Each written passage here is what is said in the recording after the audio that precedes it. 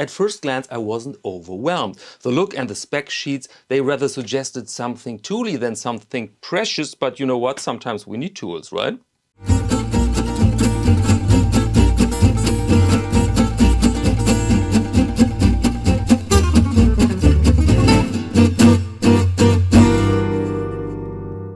Welcome to Caseback Watches. My name is Tim and our topic today is the Tusenö Shellback. And I hope my pronunciation of Tusenö is correct because I don't speak Swedish and this company comes from Sweden. And every time I hear a watch company from Sweden, I'm somewhat excited because there are so many great timepieces from that country. I have no idea why. If you know, please tell us in the comment section. And they asked me to review this Shellback watch and I saw the first images and as said, I wasn't so much overwhelmed, but what I liked is that they approached me without marketing BS. I mean, there are companies out there, they tell you the big story in the first email. And Tulso basically said, we have a good-looking watch with top-notch specs, and we think that people outside will enjoy that watch. And then I said, all right, let's do it. And so let's go in the Lightbox now and let's check out if this watch can really deliver something valuable, something tooly, something good, something useful. Let's do it. Okay, and now we begin here with the Tusenö Shellback in black. This is the no date version. Yes, there's a date version also available. And so let's go over the basic measurements here first. We have a case diameter here of contemporary 40 millimeters.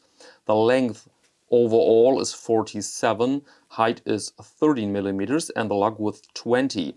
And this watch here is waterproof up to 200 meters, so you really can use it underwater. Has a 120 click bezel with a ceramic insert, unidirectional.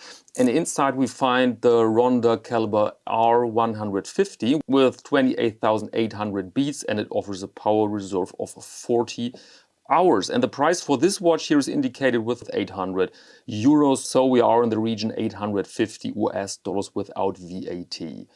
Okay, let's begin here with the dial. And first we note that there is not so much to note. This is a fairly conservative watch, so you don't find so many design stunts here.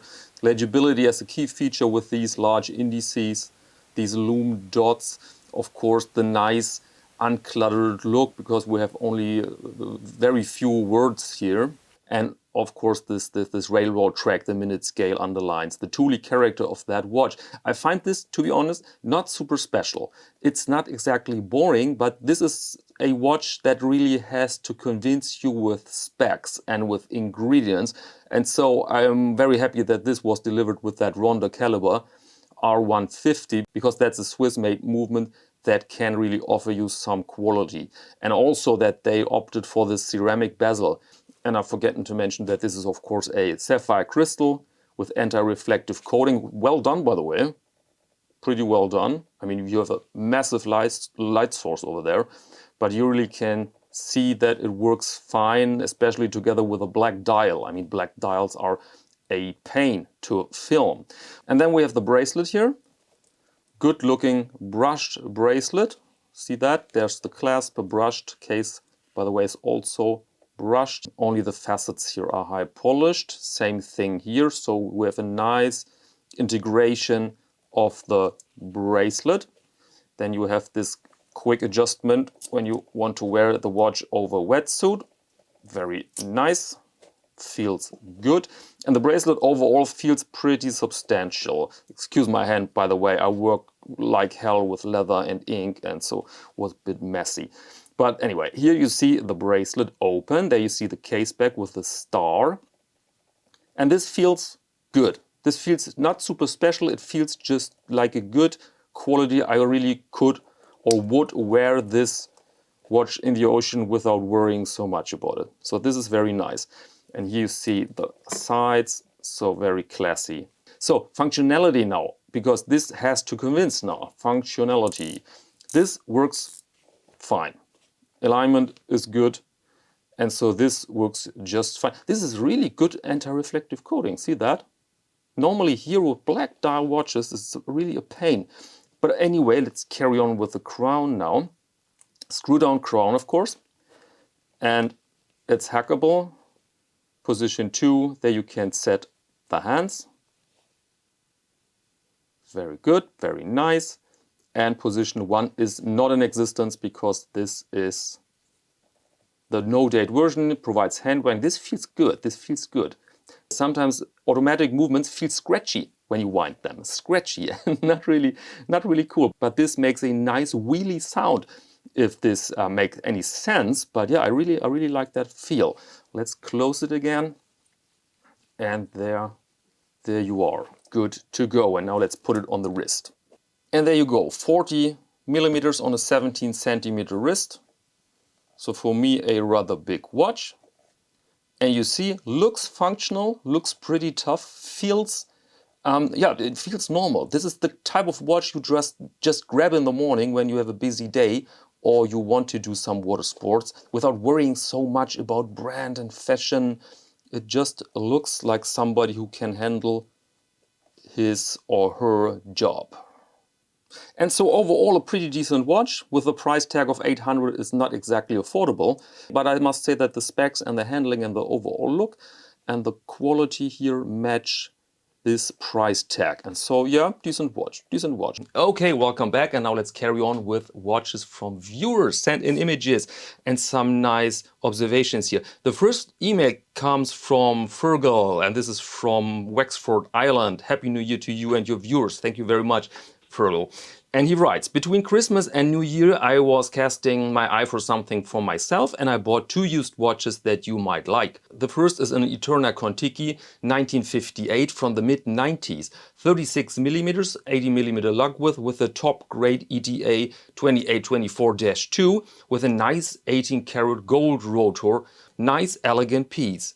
And the second is the original Monta Ocean King with the Eterna 3909A movement inside, 65 hours power reserve, and liberal use of self-lubricating ceramic ball bearings for mounting rotating parts. This should hopefully lead to very little wear and an extended service interval. Nicely finished watch and not too common in Europe. Yes, very interesting, and I can add something here regarding that Eterna. The old Eterna, the first Eterna following the Contiki expedition. And this was one of my first go-to vintage watches. I tried to hunt down that watch, and because I've seen it often on eBay years ago really. And I saw it there for, let's say, 220 euros, and I didn't buy it. Later I figured, wow, that's a cool watch. So I came across that watch for 220, 250 euros, didn't buy it, and this is really a shame now, because it's a great watch. Was released for ladies and for gentlemen in 34 and 36, I think. And with the look, really the eternal look, and now it's extremely expensive. And it's very hard to buy it in good condition because this was seen back then as some sort of, not a beater, but mid-tier watch for everyday use. People didn't baby that watch. And so many pieces today are basically beaten up. And if you find something in good condition, then it's really expensive. But when you find it and when you can grab it, then grab it. It's a great watch, I think. So the next email comes from Ron from Canada.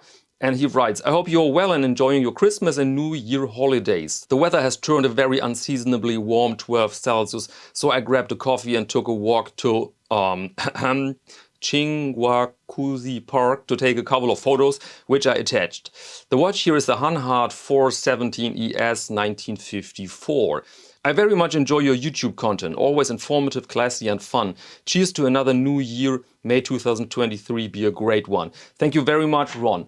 And absolutely nice watch, brilliant watch. I had the watch here on the channel and I just loved it. It's so special in its look and the heritage, just a really nice find. And dear viewer, Ron has a brilliant Instagram page, and there he shows some watches but more knives. His breakfast that always looks amazing, and he shows leatherwork and knives. He's really into knives and some motorcycle, and so it's a brilliant made Instagram channel. Check it out. I think the name is just Ron Dean. So check out Instagram Ron Dean, then you will find that this gentleman here with his nice breakfast, always with some bacon in it. Just gorgeous. Okay, and that's it for this video. I'm afraid to say that my Instagram page is not as great as Ron's, but maybe worth a look. So if you would like to check it out, caseback_Tim. And now let me thank you as always very much for your attention and see you in the next video next Friday.